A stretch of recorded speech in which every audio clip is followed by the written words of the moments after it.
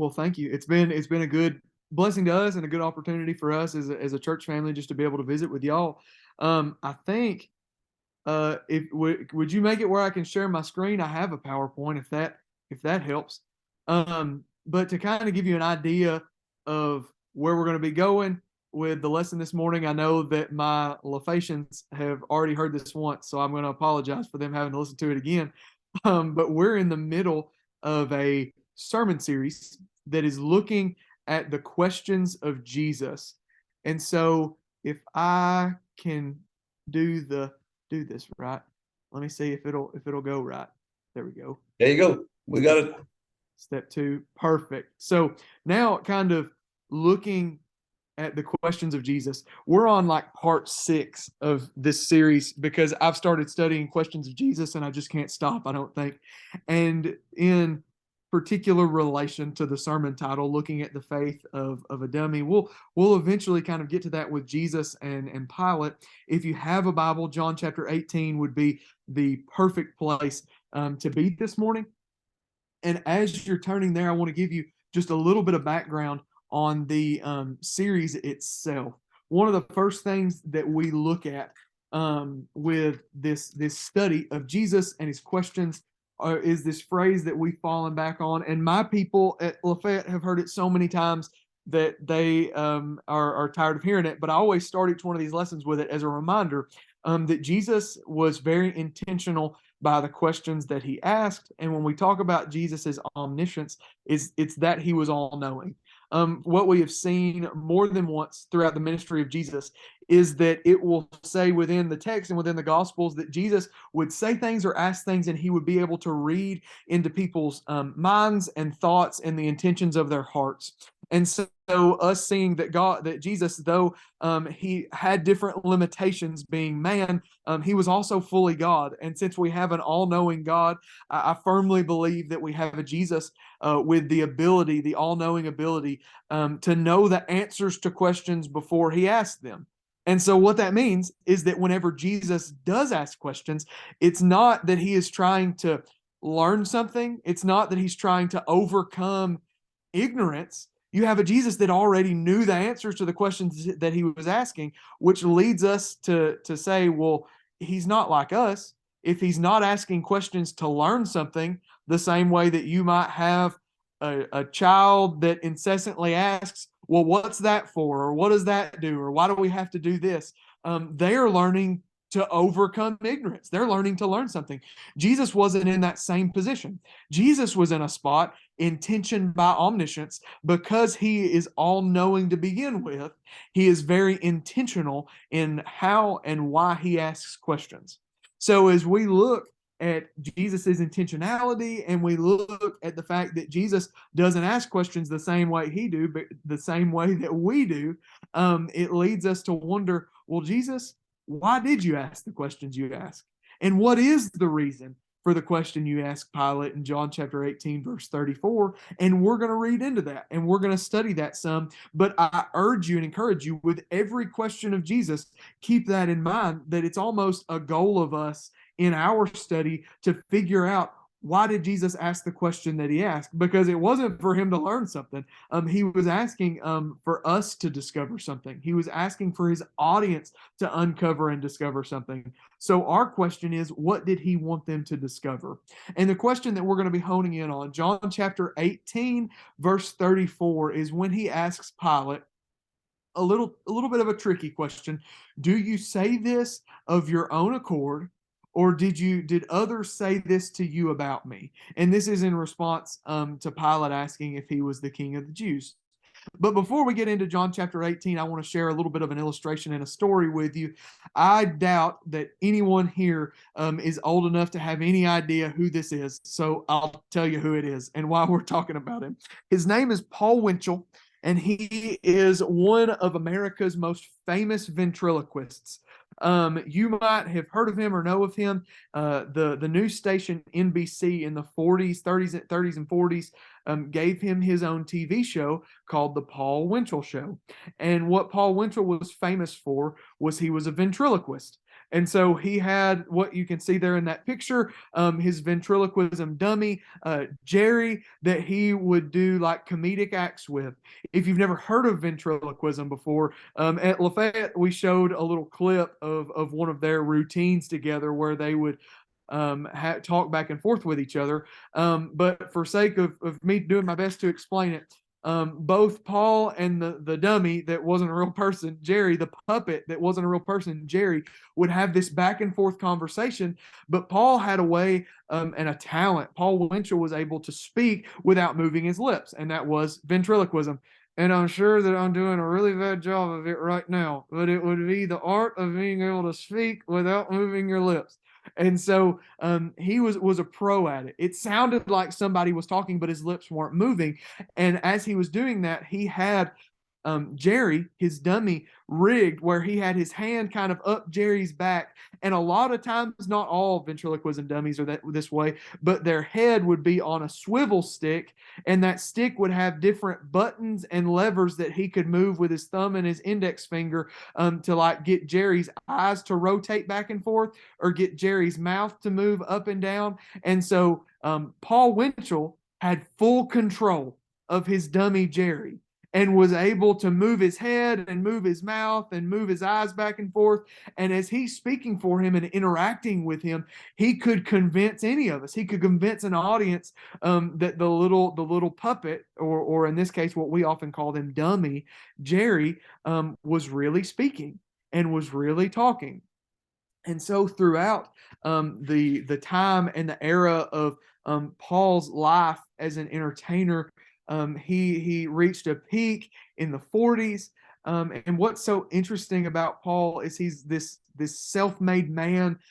He was born in 1922, was a teenager, 20-year-old kid in New York City, that lo and behold had this stutter that wasn't good at presenting in front of people. And through ventriloquism, and support of an audience that loved him and laughed and applauded him, overcame his stutter. He was an inventor. He built his own ventriloquism dummies and became famous doing this. And it's interesting because what we're about to see, and it might take a minute, so you'll have to follow with me. But what we're about to see is in John chapter 18, Jesus asks Pilate a very important question. He asks Pilate, not in the exact same words and not in the exact same terms, are you someone's dummy? Or are you someone's puppet? Is there somebody else that is urging you and leading you to say the things you're saying and ask the things you're asking? Or, Pilate, are you asking them of your own heart and of your own will and of your own accord? In verses 33 and 34 of John chapter 18, Jesus wants to know, Pilate, do you want to know if I'm the king of the Jews? Or are you simply asking that because you know it's a procedure in this trial or a procedure in this investigation? What Jesus wants to know, is Pilate asking because Pilate wants to know? Or is there somebody behind Pilate swiveling the head and moving the mouth and moving the eyes to get Pilate to say and ask what he's asking? Is Pilate somebody's puppet, or is Pilate somebody's dummy? Or does he truly have his own faith that he's wanting to grow in? Does he truly want to know the answer to the question, Jesus, are you the king of the Jews, for his sake, or just for the sake of he knows that he's supposed to? And that's a very important question for us to also ask ourselves. But before we get too far ahead of ourselves and before we start making application, let's dive into this passage in John chapter 18. And let's walk through and work through this context to see what led to this conversation between our new buddies Pilate and Jesus in this text. So beginning in verse 28, which is where Nick picked up and read for us, you have Jesus that, keep in mind, in his crucifixion and trial, this is without a doubt, this is the most confusing portion of the timeline of Jesus' death and burial and resurrection and ascension, because there's so many different trials going on that it's hard for us to understand and piece the timeline together of what's going on. Jesus is standing before all these different people. There's so many different people shouting different things. What is the play-by-play? Preacher, help me put this together in my mind. Okay, post Garden of Gethsemane, Judas betrays Jesus. You have a group of Jews that then take Jesus from the Garden of Gethsemane and they take him into more or less the basement of the temple where the Sanhedrin met. It was at this point where Jesus met with the high priest and had a trial. The only problem with that trial is it is illegal for them to have a trial at night that nobody knows about, that hasn't been scheduled, that hasn't been posted. Because keep in mind, church, they have rigged the trial to begin with. So there is this trial where, keep in mind, they obviously have rigged it to find Jesus guilty of blasphemy. They have rigged it to find Jesus guilty of insurrection. But the only problem with an illegal trial is you can't do anything legally to Jesus based on what that trial finds. And so with a farce or a false trial, you have a farce of a verdict and a conviction. So what they have to do then from there is they've all decided that he's guilty, but that holds no weight. And so they take him before the Romans now. And that's where we pick up in reading. They're dragging him to the Romans in hope that they can convince the Romans to come up with the same verdict. Because if the Romans can come up with the same verdict, then we can get him killed. Then we can get him put to death. And the rest of the timeline, it goes, and what makes it so confusing, the Jews throw him off on Pilate. Pilate hears him, says, I can't find a thing in the world wrong with him. Says, well, luckily Herod's in town. We'll throw him off to Herod. Herod hears him, says, I can't find anything wrong with him either. Throws him back to Pilate. Pilate washes his hands of the whole thing, turns him over to the people, and they want him put on the cross. And so is the story of Jesus. We have to use all four gospels. We have to piece all of this together. But that's why it's really confusing. It's like a tennis match or a ping pong match of Jesus going back and forth being tried by all these people. And we're at the beginning of this where Jesus has just been found guilty by the unfit, unworthy trial case. He's been found guilty, but they can't find him guilty because it's not a legal trial. And so they're taking him to pawn him off on the Romans. We pick up in verse 28. And so they lead Jesus to the house of Caiaphas, which is to the governor's headquarters, in hopes that they can get the Romans to come up with the same verdict. They won't go in because they don't want to be made unclean, because this is a Gentile's home and a Gentile's house. And on top of that, it is a Roman and a Roman leader. Keep in mind just the tension and the hatred that Jews and Romans had for one another. But as they're standing outside, Pilate notices, he comes down. He said, what are you guys doing out here? It's early in the morning. They say that it's early in the morning out. Imagine daybreak. If you're an early riser, imagine the sun not being fully up yet. Pilate's like, why are you bothering me at this time of day? And what are y'all doing? And they say in verses 27, 8 and 9, they take him before Pilate. Pilate said, what are you doing? What's the accusation that you bring against this man? And the Jews don't even know. Look at verse 30. They answer him, well, if this man wasn't evil, then we wouldn't be bringing him to you. Think of how circular that is. What's he guilty of? Well, if he wasn't guilty, he wouldn't be here. It's this circular thought of they don't even know what to try him on or convict him of. But here's what they say. They can't give the verdict of what he's guilty of, but they can tell Pilate, here's what we want you to do with him. Keep reading with me in verse 30 and following. They wanted to deliver him over to Pilate. Pilate said, judge him for yourselves. Like, you have your own law. Y'all decide what he's guilty of, because you can't even tell me what he's guilty of. And here is the ulterior motive. Look in verse 31. As Pilate says that to them, the Jews said to him, it is not lawful for us to put anyone to death. So what they tell Pilate from the beginning is, we can't tell you what he's guilty of, but we can sure tell you what we want you to do with him. We don't have the legal means to kill him. That's where you come in, Pilate. Let's pawn him off on you. Find something that you can kill him over. And so from that point, I guess Pilate obliges, because the next scene we see in verse 32 and 33 is him taking Jesus in.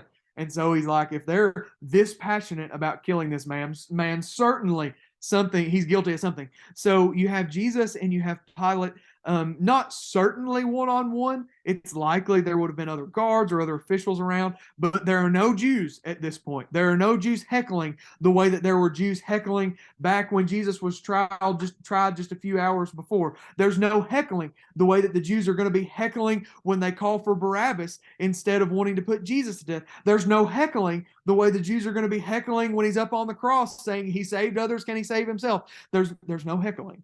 It's just Pilate and it's just Jesus in this conversation. And notice Pilate asks him just right from the get-go, no punches held, verse 33, are you the king of the Jews? And this is where Jesus, not in the same terms, asks Pilate, are you saying this on your own accord, or are you somebody else's dummy? Are you saying this because you want an answer for your own faith, or are you saying this because somebody else is controlling your mouth, controlling your actions, controlling your words, controlling your questions, and trying to manipulate your power? Because keep in mind, we sometimes paint this picture of Jews and Romans that they're in cahoots together and they're big buddies and they're trying to kill Jesus. And the Jews and the Romans couldn't stand each other. The Jews liked the Romans to the extent that they could use the Romans to do stuff like this and kill their enemies. The Romans only put up with the Jews as long as they paid taxes. There is not a healthy relationship here where they're in cahoots. They are using each other to the extent that they can benefit from each other. And you had a group of Jews that had Pilate doing a cost-benefit analysis. One man's life, killing Jesus, is not worth getting all these Jews stirred up. And so he's willing to put him to trial, to find something he's guilty for and put him to death. And he asks that question, and Jesus is curious because keep in mind, we have a Jesus that knows, that reads minds, that reads hearts. And based on what I see and how nervous and fearful Pilate gets in the next chapter, John chapter 19, about putting Jesus to death, I believe Pilate has the beginnings of faith, and Jesus knows it, and he sees it. And so he asks him, are you asking for them? Are you asking because you're somebody else's puppet? Or Pilate, are you asking for you because you want to know if I'm the king of the Jews, for you to believe? And Pilate responds in verse 35, he does what he does best. And Jesus deflects, Pilate defers. Every question, Jesus, oh, I'm sorry, that's Everett. He is the fault in our stars. I'm sorry for him. But Jesus continues to ask questions to Pilate. Pilate continues to defer and deflect everywhere that he can. Okay? I know in Africa and other parts of the world, in America, soccer is growing. All three people that I got from Lafayette are big soccer people. So imagine Jesus is getting closer and closer and closer to the goal, and he's right about to take a shot. And Pilate, as the defender, doesn't do anything strategic. He just runs and boots it back downfield. That's what he continues to do, continues to defer. Get the ball as far away from the goal as I can because Jesus is pressing in on him. Jesus is asking tough questions. And so as he defers, he says stuff like verse 35, well, I mean, Jesus, am I a Jew? I mean, I asked if you were the king of the Jews. Am I a Jew? Am I really one to be answering this? Your own nation, your own chief priests have delivered you over to me, and they've rejected you. So, I mean, what have you done? You say you're the king of the Jews. Who am I to answer that question? And Jesus answers again in verse 36 and tells him, my kingdom's not of this world. My kingdom's not of this world. And he tells him in verse 36, if my kingdom was of this world, I'd have come fighting. He said, but I'm here willingly. He said, if my kingdom was of this world, my followers would have fought to stop me from getting to this place in this trial, but my kingdom's not of this world, Pilate. He said, I allowed myself and they allowed me to be delivered over to the Jews and then subsequently delivered over to you. My kingdom's of this world. Pilate says, so are you a king? Continuing to ask. And notice that second question. He doesn't ask, are you the king of the Jews? He doesn't ask, do they say you're a king? He's one step closer to asking for himself, so are you a king? And Jesus responds and says, you say that I am. And for this very purpose I've been brought into the world, and for this purpose I've been born, and for this very purpose I bear witness to the truth. And everyone who is of the truth listens to my voice. Verse 38. And Pilate, one last time, one last deflection, deferment, boots it back downfield. Says, well, what is truth? Well, what truth? Well, what truth do you speak of? Not all that different from the world we live in today, is it, church? Where we try to bring an absolute concrete truth that comes from our God, but we live in a world that says, well, your truth is your truth to you, and my truth is my truth to me, and we can all coexist with a bunch of different truths, which it defeats the purpose of truth. That's not the purpose of the sermon, I don't guess. Jesus is questioning, Pilate is deflecting, but the entire conversation boils down to and works towards that verse 34 question of Jesus. And it's beautiful, isn't it? Pilate has Jesus on trial. Jesus has every right and every reason to be defending himself because he's innocent. And he's having a conversation worried about Pilate's faith. He has a question. He has questions and a conversation working Pilate towards discovering his own faith. Not to defend himself, but to get Pilate closer to a truth that will lead him to spending forever in heaven with Jesus. And Jesus knows Pilate's cowardice and yellow belly, soft spinedness is going to be what kills Jesus. And instead of trying to defend himself and get himself out of that situation, he's asking Pilate questions to lead Pilate to faith, because Jesus always goes after the one. Always goes after the one. And Jesus' question to Pilate is the same question I'm going to ask you, and the same question Jesus asks us. Do you have your own faith? Are you asking questions on your own accord? Or are you somebody else's puppet? Do you have a faith where you're saying, I believe in Jesus, and it's you saying it, but there's somebody else that's moving your mouth, moving your eyes, moving your actions? Maybe it's a spouse that they believe in Jesus, and you're like, well, they believe it's healthier, I guess, if I just go along with it. And so you're at worship this evening, or maybe your internet's come back up and you're watching the recording of this, or whatever it might be, and you're sitting there because you've got a spouse that's driven you to. And they're the puppet master, and you're just tagging along for the ride. You don't really have a faith of your own. Maybe you are a child and you've got parents that they have this deep-rooted belief, and you've never really gotten there for yourself. And so you say, well, yeah, I believe that Jesus is the Son of God, but it's just a puppet. Just moving the mouth and the eyes and the head. They're the driving force. We're just saying what we think we're supposed to say, no different than Pilate. Maybe it's a spouse or a parent. Maybe it's you're doing this for your children. My children have fallen in love with church and have fallen in love with God, and I don't want to discourage them, so I'm just here. I'm along for the ride. And you're saying, well, yeah, I believe in Jesus, just somebody else's puppet. The faith of a dummy. Jesus forces dummies like us to truly ask the question, is my faith mine, or is it somebody else's? And I want to show you a passage that moves me when we start talking about a faith that is our own.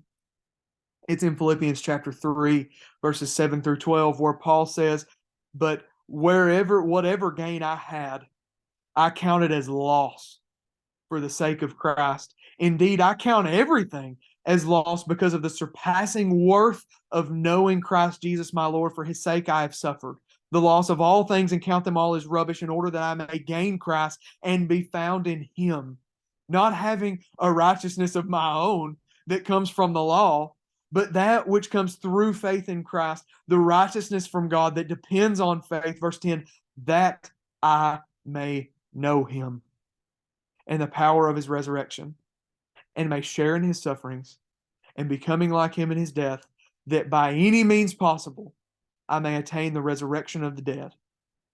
Paul point blank tells the church in Philippi, listen, church, I'm suffering the way I'm suffering.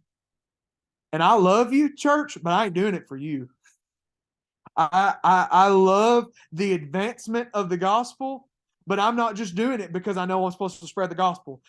Paul says, I'm doing what I'm doing and suffering how I'm suffering so that I can better understand Jesus. Jesus suffered, therefore I'll know him better if I suffer too like him. He said, I'm not doing it to try to build some kind of spiritual resume or what verse 9 says. I'm not doing it because I know it's the righteous thing to do. He said, I'm not doing it for any of that mess. I build everything on Jesus' righteousness. I do everything I do to know him. And Paul does what Paul does to know Jesus more personally, more deeply, understand Jesus and add depth to his relationship with him because he better understands him, church, because he wants to better know him. Paul did everything he did to have an answer, to ensure that if anybody asked, he was saying, I believe in Jesus, not anybody else's puppet, but because he knew it. And he came to that conclusion on his own. Do we claim Jesus on our behalf or because someone else wants us to? Because keep in mind, at the end of the day, it's a layered question that Pilate asks Jesus, because it was the right question to ask him if he was putting him on trial to get to the bottom of this for the Jews. But it also could have been a foolhardy question that that Pilate was contemplating and working through his own faith in Jesus. Because keep in mind, not in the Gospel of John, but we know from other Gospels that Pilate had heard of Jesus. Pilate and Herod both had heard of this man of Nazareth that was turning the world upside down. It could have been that he was working through his own faith and his own answer to the very same question. And here it is, church. Here's what we got to do. Here's what we got to do. And each one of us have to do it for ourselves. I don't care if you're 9 or you're 90. Each one of us have to do this for ourselves. We have to ask the question and have a little bit of dummy diagnosis. Now, I know that's a little bit funny because when we look at the etymology and the word history of the term dummy, the way we often use it today is as a little bit of a joke or an insult of, oh, you're just being a dummy, or, oh, I'm just being a dummy. But when we trace it backward, we go to this very beginning illustration of Paul Winchell and his dummy Jerry. What it goes backward and traces backward to is a ventriloquist with a puppet or a dummy that, keep in mind, could not speak for themselves or do anything for themselves, had to be manipulated by somebody else. And then we go forward, even further backward, and we look back to biblical times, and you got that old King James Version translation of different passages, is we see Jesus healing people that are what? That are dumb. That are dumb. They can't hear, they can't speak, they can't interact or communicate. That's what it means to be dumb, and that's where this comes from. And so maybe, just maybe, it's not asking the question, are you a dummy, as an insult to anybody's intelligence or anything else, but asking the question of, are we somebody else's puppet in our faith? Are we just having a faith and doing what we're doing to keep somebody else happy? And so what it leads to us having is a little bit of dummy diagnosis. So let's walk through this and have the text, have John 18 in front of you, because John 18 guides us through this diagnosis. The very first thing that we can see, based on the conversation between Pilate and between Jesus, is Jesus encourages Pilate's questions. And that means he encourages yours too. Jesus does not rebuke Pilate for asking him the questions that he asks. And I'll even go as far as to say that by Jesus answering his questions with questions, he's fueling the conversation. He's fueling Pilate's digging. He's leading Pilate to an answer that is his own. And here's what we need to do, because the church has fallen short in this. We need to overcome the false teaching that people who ask questions have a weak faith. I'll say that again. We need to overcome the false teaching that the people who question God merely have a weak faith and need to be silenced. Because what we have when we have people that are asking questions is we have people that are on the cusp of growth. If we can nurture them and guide them and lead them to a God that can answer all their questions. We don't need to silence people's questions, because that leads them to believe God can't answer my questions. Encourage their questions, Because if they're asking them within the sphere of the church, they're asking them in the most healthy place they could ask him. Help guide them. Take the time to help guide them to an answer, and their faith will be better for it. Jesus encouraged Pilate's questions so that Pilate's answer on the other side of those questions could be his own and he could be confident in it. Church, the same's for us.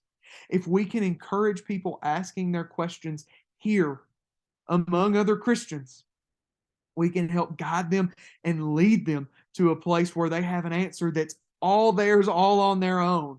But if we silence questions, they'll never get there. Jesus encouraged Pilate's questions. We should too. And so my question for you, am I a dummy or am I someone's puppet? Have I ever questioned God for myself? His existence, his creation of this world. If his son really was sent and if Jesus really was God, have you ever questioned that for yourself and gone and dug to get an answer? And if you hadn't, you need to. You need to this afternoon. But here's where some people get into trouble. Don't just throw out questions. Dig for answers. If we can question and dig for answers, I promise you, you'll walk away with a faith that's your own, the same way that I do believe Pilate did, even though he doesn't come out and say it point blank. And the answer to that's in chapter 19. But okay, first thing, we got to be willing to ask questions. Second thing, I'm sorry, I know I'm going over. Pilate had Jesus one-on-one, away from the Jews heckling. You notice that? And it just so happened and worked by the providence of God. Keep in mind, every other setting of Jesus' crucifixion, there were Jews present to do some heckling. There were Jews present in his farce of a late night trial saying he's a blasphemer. There were Jews present when Pilate was saying Jesus or Barabbas, and they said, free Barabbas, kill Jesus. There were Jews heckling. And keep in mind, Pilate was such a people pleaser, he could be swayed by people's heckling. And you even have Jesus at the cross surrounded by what? A whole bunch of Jews heckling. He saved others, he could save himself. But this is the one point in the process of Jesus' crucifixion and trial when he had Pilate one-on-one with no heckling. And this is where Pilate's faith could grow.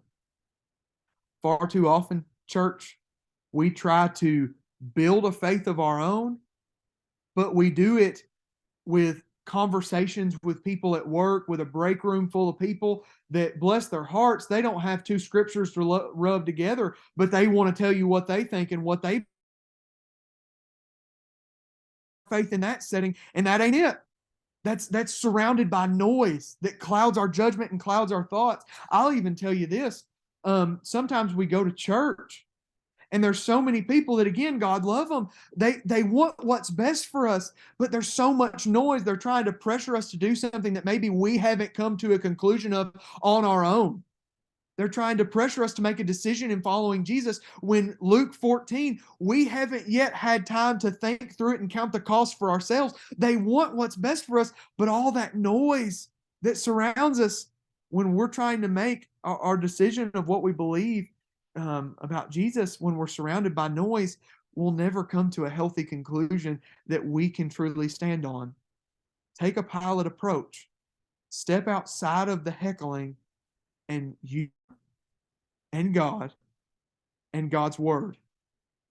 And obviously, if you need guidance, lean on your elders and ask them for help. If you need help in some scriptures to help answer questions, ask your ministers, ask your elders, ask people that you trust, but don't take their word for it. Leave that conversation and be moved by the answers that scripture has for you. And when we do that, when we get one-on-one with our God, that's when we'll have a faith that's not the faith of a dummy. That's when we'll have a faith that's concretely ours because we've chewed on it and we've worked through it and we've come to our own conclusion. Very last thing I have for you is this, and it's just merely the question all over again. The reason that Pilate was questioned, was threatened.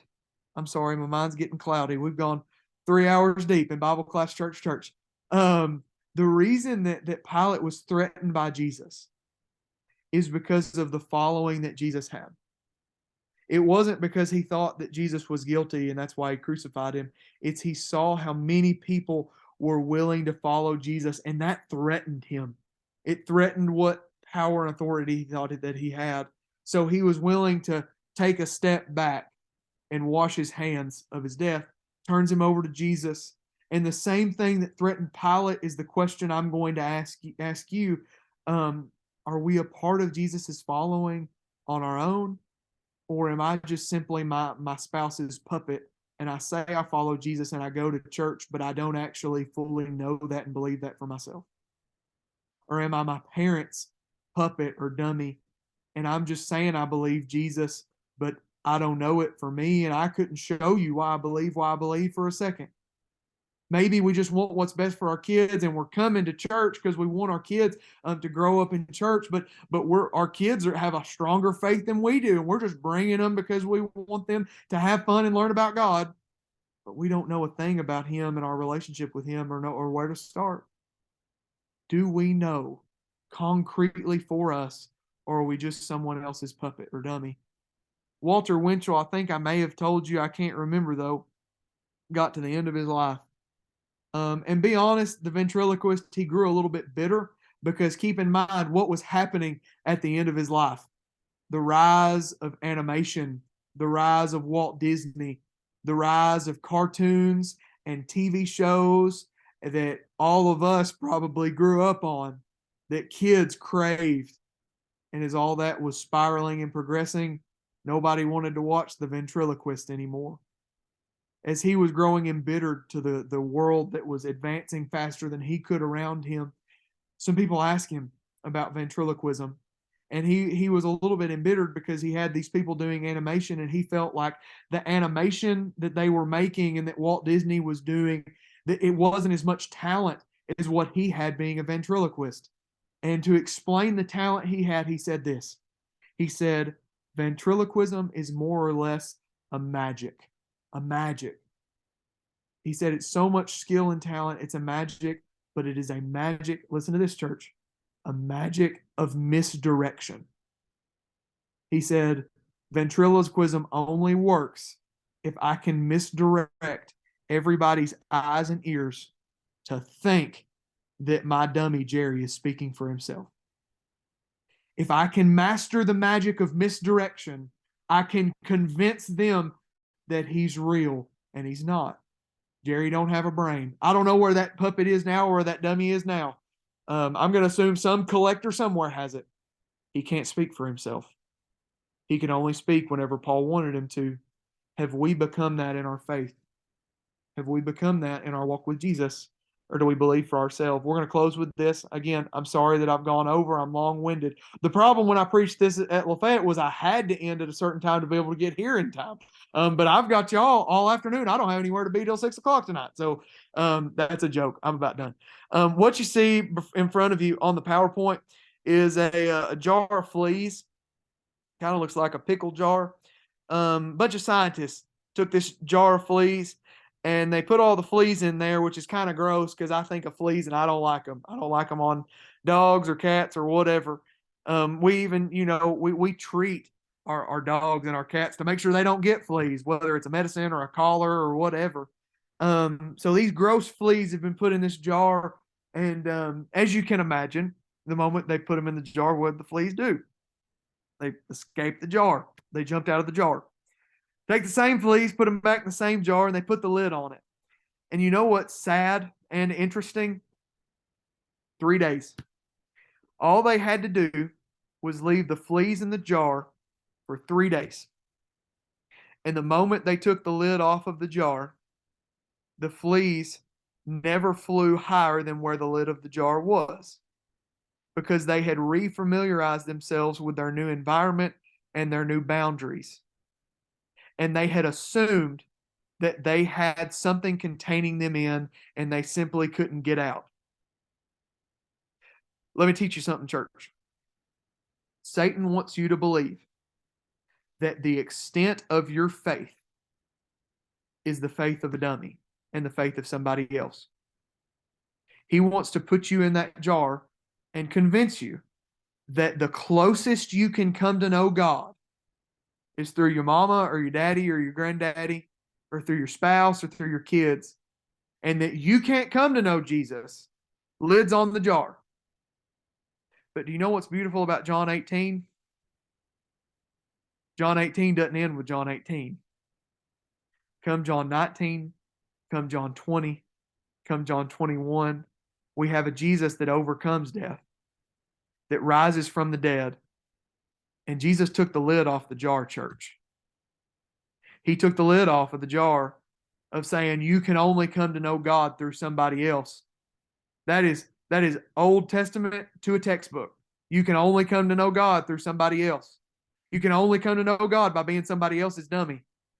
That ain't it. Go back and read Philippians chapter 3. Paul preaches a God that he could come to know himself. Jesus has taken the lid off the jar for us to escape it. But church, have we habituated to what our boundaries are? Have we settled for a faith that is just dependent on family or spouse or parents or whoever? And we're keeping God at a distance by only having a faith that says I believe because somebody that I know and love does. Get out of the jar. That's what Jesus took the lid off for. Come to know him for ourselves. And when Jesus looks at us, when he looks at us at the end of this life and says, do you know me for you? Or are you just saying you know me to keep somebody else happy? We can answer with full and pure honesty that, Jesus, I came to know you the best that I possibly could. And I wish I could have had longer on earth to know you more, but I'm tickled to death that I can have eternity to know you in your fullness. If you need something this morning, I want you to reach out to somebody. If you're watching this recorded later and you need to pray about it, God gave us the church universally. Okay? God didn't give us the one time a week or the one time a year to come and make our sacrifices. He gave us the church universally to lean on each other, to pray with each other, to ask each other. If you want to get out the jar and have a true, genuine relationship with Jesus and follow him, it starts in believing he is who he says he is, and believing he is who he says he is so strongly you'll follow him in baptism.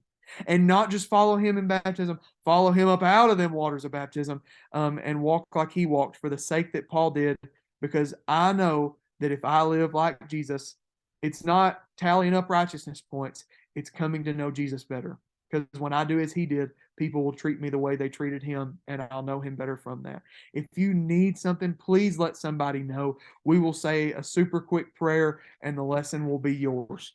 Lord, we thank you for the challenging questions of Jesus that forces us and puts us in a place where we genuinely have to question our faith for us.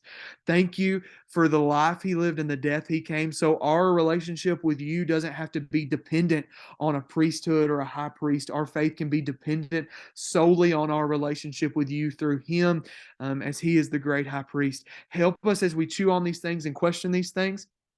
Help us to question you more for the sake of our faith growing. Help us to get you one-on-one more, to get away from the noise and know what we know about you for certain, and help us to have a growth that glorifies you to come through all of it. Thank you for this church and these people. Thank you for the power of your word that is so much more powerful than any speaker that could speak it. And we pray all this through Jesus. Amen.